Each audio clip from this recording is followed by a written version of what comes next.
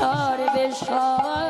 তুমি মাতা তুমি পিতা তুমি মহেশ্বর, তুমি মাতা তুমি পিতা তুমি সর্বেশ্বর। জয় গুরু জয় গুরু জয় গুরুর জয়, জয় গুরু জয় গুরু প্রাণ গুরুর জয়। জয় গুরু জয় গুরু নিতাই গৌর হরি হরি বল। জয় গুরু প্রাণ গুরু শ্রী গুরুর জয়। একবার জয় গুরু জয় গুরু জয় গুরুর জয়, জয় গুরু জয় গুরু প্রাণ গুরুর জয়। জয় গুরু জয় গুরু জয় গুরু জয়, জয় গুরু শ্রী গুরু প্রাণ গুরুর জয়।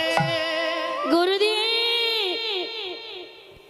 একেবারে রামদাস রামানন্দ গুরুদেবের চরণ তলে লুটিয়ে পড়েছে। বাবা এই এই কে তুই এমন ভাবে চরণে এসে পড়লি? গুরুদেব আমি রামদাস, আপনি আমাকে আপনার এই আশ্রমে একটু থাকার আশ্রয় দেবেন?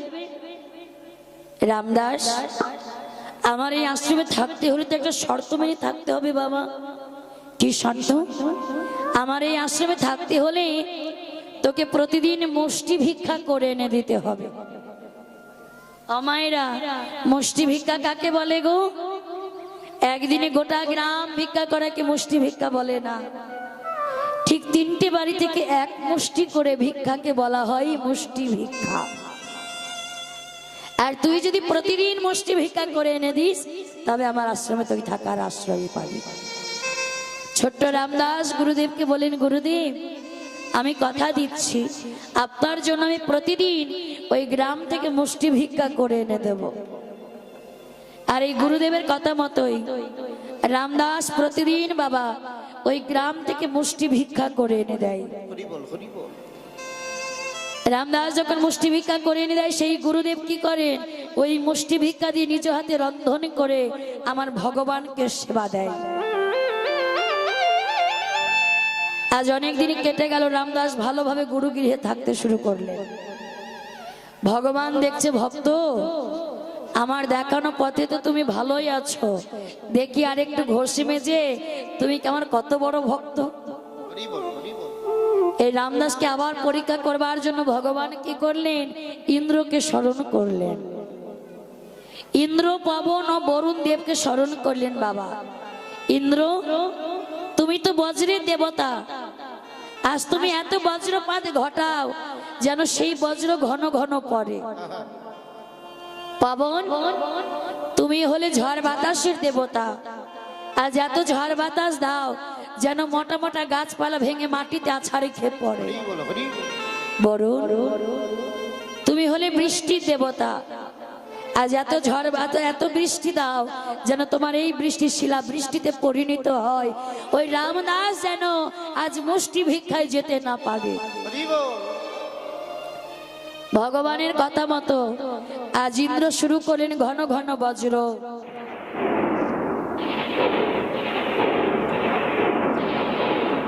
পবন শুরু করলো ঝড় বাতাস। বরুণ বরুণ শিশু বাবা শুরু করলো বৃষ্টি। চারিদিকে যখন ঝড় বৃষ্টি বজ্র একসঙ্গে হচ্ছে, আর ঠিক সেই সময় রামানন্দ গুরুদেব বলে উঠলেন, রামদাস যা বাবা মুষ্টি ভিক্ষা করে এনে দে। গুরুদেব বাইরে এত ঝড় বৃষ্টি, আজকে ভিক্ষায় না গেলে হতো না? আমি তো আগেই বলেছিলাম দাস আমার আশ্রমে থাকতে হলে তোকে প্রতিদিন মুষ্টি ভিক্ষা করে এনে দিতে হবে। আর আজ যদি তুই মুষ্টি ভিক্ষায় না যাস এখনই আমার আশ্রম ছেড়ে বেরিয়ে যা। বলছে না গুরুদেব, আপনার আশ্রম ছেড়ে চলে গেলে তো আমার আর কোথায় থাকার আশ্রয় হবে না। কারণ এই জগৎ সংসারে যদি আমার নিজের বলতে কেউ থাকে সে হলো আপনি। আমি আপনার চরণ ছেড়ে কোথায় বা যাব? আমি যাব গুরুদেব, আমি ওই মুষ্টি ভিক্ষায় যাব। ঝড় বৃষ্টির মধ্যে ছোট্ট ছেলেটা আজ ভিজতে ভিজতে বাবা ভিক্ষায় গেলেন। বাইরে এত ঝড় বাতাস, থরথর করে কাঁপছে ছেলেটা। এক জমিদার গিনি দেখছে ছেলেটা থরথর করে কাঁপছে। এই ছেলে, এই ছেলে, এই বাইরে তো ঝড় বৃষ্টি, আর আজকে ভিক্ষায় না গেলে হতো না? এই শোন, কাছে কাছে কাছে ডেকেছে রামদাসকে। আর রামদাসের মুখটা দেখে মা মায়ায় পড়ে গেছে জমিদার গিন্নি। হ্যাঁ রে, আজ এই ঝড় বৃষ্টি দিনে ভিক্ষা করতে এসেছিস, কোনো দুর্ঘটনা তো হয়ে যেতে পারে, তোর মৃত্যু পর্যন্ত হয়ে যেতে পারে। কোনো কথা বলছে না, মায়ায় পড়ে বসে তোর আজকে যা যা লাগবে আমি সব তোকে ভিক্ষায় দেব, তোকে আর ভিক্ষায় যেতে হবে না। ওই জমিদার গিন্নি এত ভিক্ষা দিল যে ছোট্ট ছেলেটা মাথায় করে নিয়ে যাচ্ছে বাবা। সে গুরুদেবের কথাই মুষ্টি ভিক্ষার কথা ভুলে গেছে। আর যেই না মুষ্টি ভিক্ষার কথা ভুলে গিয়ে ওই জমিদার গিন্নির কাছে থেকে এত ভিক্ষা নিয়ে গিয়ে গুরুদেবের হাতে দিয়েছে। আর গুরুদেব প্রতিদিনের মতো নিজ হাতে রন্ধন করে ভগবানকে সেবা দিয়েছে। আর সেবা দিয়ে যোগাসনে দেখছে ভগবান সেবায় বসছে কিনা। কারণ আগেকার গুরুদেবরা বাবা যোগাসনে সকলে কিছু দেখতে পেত। তো রামানন্দ গুরুদেব সেবা দিয়ে যোগাসনে দেখছেন ভগবান আর সেবায় বসছে কিনা। সেবাতে তো বসেনি ভগবান, আবার দৈববাণী হয়ে উঠলো, রামানন্দ রামানন্দ তুমি আমায় প্রতিদিন মুষ্টি ভিক্ষায় সেবা দাও বলে আমি তোমার আশ্রমে সেবা নেওয়ার জন্য ছুটে আসি। আজ তো তুমি আমায় মুষ্টি ভিক্ষায় সেবা দিলে না রামানন্দ, তাই শোনো আজকের পর থেকে আমি তোমার আশ্রমে কোনোদিন আসবো না, আসবো না, আসবো না। রামানন্দ গুরুদেব রাগান্বিত হয়ে চিৎকার করতে লাগলেন, রামদাস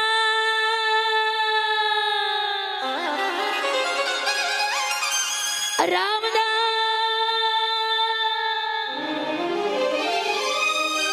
ছুটতে ছুটতে ছেলেটা এসে বলছে, গুরুদেব গুরুদেব আমায় ডাকছেন, সত্য করে বল আজ তুই মুষ্টি ভিক্ষায় গিয়েছিলি? গুরুদেব দেখুন মায়েরা, আমরা বড় মানুষরা ঠিক যেমন গুছিয়ে মিথ্যে কথা বলতে পারি, ছোট বাচ্চারা কিন্তু গুছিয়ে মিথ্যে কথা বলতে পারে না বাবা, সত্য কথাটাই আগে বলে ফেলে। ওই রামদাস সত্য কথাটাই বলে ফেলেছে, গুরুদেব আমি মুষ্টি ভিক্ষায় গিয়েছিলাম, কিন্তু ওই জমিদার গিন্নি আজ এত ভিক্ষা দিয়েছে যে আজ থেকে আর 3 দিন আর মুষ্টি ভিক্ষায় যেতে হবে না। বেরিয়ে যা বলছি, এখনই তুই আমার চোখের সামনে থেকে বেরিয়ে যা। আজ তোর জন্য আমার ভগবান আমার আশ্রম ছেড়ে চলে গেছে, বেরিয়ে যা বলছি। আজ হাড় খেয়ে পড়েছে গুরুদেবের চরণ তলে। গুরুদেব আমার ভুল হয়ে গেছে, গুরুদেব আমায় ক্ষমা করে দিন গুরুদেব। চরণ ছাড় রামদাস, ছাড় চরণ। লাথি মেরে ফেলে দিচ্ছে বাবা, আবার চরণ দুখানি জড়িয়ে ধরেছে। গুরুদেব এবারের মতন আমায় ক্ষমা করে দিন, চরণ ছাড় বলছি রামদাস, চরণ ছাড় বলছি, চরণ ছাড়বি না তো? এই বলে বাবা একেবারে লাঠিটা তুলে মারলে একেবারে রামদাসের পিঠের ওপরে। আর এত জোরে লাঠি মারলেন যে রামানন্দ গুরুদেব যে জুতো জোড়া পরেছিল বাবা, সেই জুতোর দাগটাই রামদাসের পিঠের ওপরে বসে গেছে। তাহলে কত জোরে লাঠিটা মারলে ওই রামদাসের পিঠের ওপরে জুতোর দাগটা বাবা বসে যায়। ছেলেটা কাঁদতে কাঁদতে বলছে, গুরুদেব আজ আপনি মারতে মারতে আমায় মেরে ফেলুন, আরো মারুন, তবু আমি আপনার চরণ ছেড়ে কোথাও যাব না। চরণ ছাড়বি না তো? তোকে এত মারলাম, চরণ ছাড়বি না? তবে আমি তোকে অভিশাপ করছি রামদাস, এই জন্ম তোর এখানেই শেষ, আর পর জন্মে তুই এক মুচির ছেলে হয়ে জন্ম নিবি। নিতাই গৌর হরি বল, হরি বল, হরি বল, হরি বল। ছোট্ট রামদাস সে বলছে, গুরুদেব কে মুচি কে সুচি আমি জানি না, কে বড় জাত কে ছোট জাত আমি জানি না, পর জন্মেও যদি মানুষ কুলে তুমি আমায় জন্ম দিও, তাহলে আমি যেন সেই জন্মে যেন তোমার চরণে আশ্রয় নিতে পারি, এইটুকু আমার অনুরোধ, যেন তোমাকেই আমি গুরু রূপে পাই প্রভু। রামানন্দ গুরুদেব তখন বলছো, রে তোকে এত মারলাম, এত অভিশাপ করলাম, তারপরেও তুই পর জন্মেতে গিয়েও আমারই চরণ চাস। হরি বল হরি বল। এবার কিন্তু রামানন্দ গুরুদেব আর থাকতে পারলেন না বাবা, কাছে আয় বাবা, তোর মতো ভক্তকে হৃদয় মন্দিরে ধরে আমার হৃদয়ের জ্বালাটা শীতল করে। ওরে আমি তো আমার অভিশাপ ফিরিয়ে নিতে পারবো না, তবে আজ আমি তোকে আশীর্বাদ করছি, ওই মুচির ছেলে হয়েও তোর যেন কৃষ্ণ কৃপা হোক, কৃষ্ণ কৃপা হোক, কৃষ্ণ কৃপা হোক। নিতাই গৌর হরি হরি। হরি বল হরি বল হরি বল। তাহলে বাবা, তাহলে মুচি বলে আর সূচি বলে কোনো কিছু হয় না।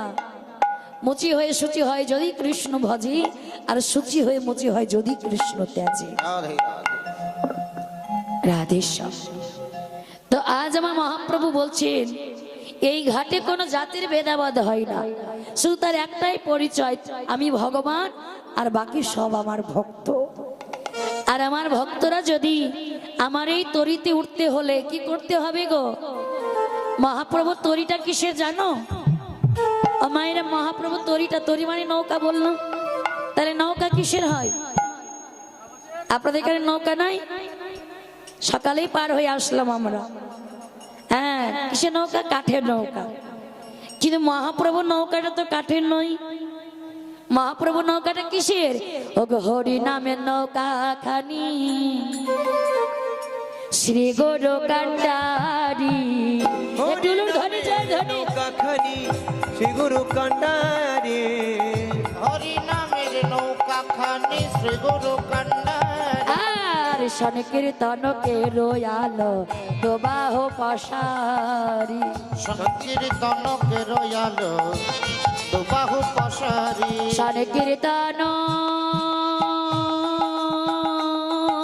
কে রয়ালো দোবাহ পশারি। সংকীর্তন কে রয়ালো দুবাহু পশারি। একবার দাঁড়াইলে হলো গো, দাঁড়াইলে হলো